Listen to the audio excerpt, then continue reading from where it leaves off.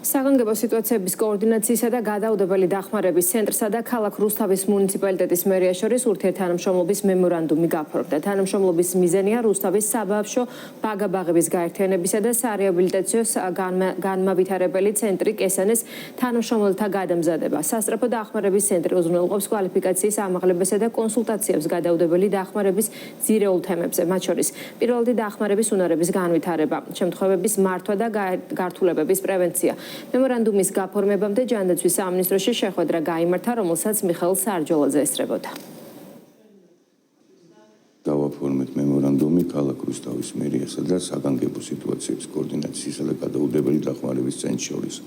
მემორანდუმის მიზანი რუსთავის ბაგა-ბაღების პერსონალის სამედიცინო და გადაუდებელი დახმარების მიმართულებით გადამზადება.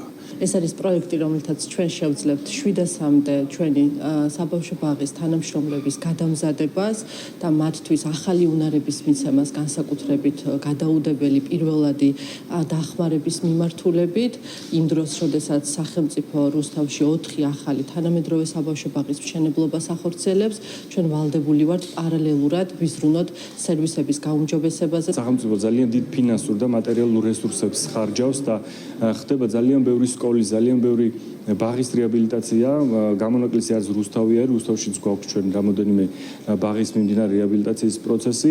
აქ უნდა ვთქვათ, რომ მხოლოდ ინფრასტრუქტურა არ არის მნიშვნელოვანი, ძალიან მნიშვნელოვანი არის თვითონ ყველაზე უფრო მთავარი აქტივი, რაც პერსონალი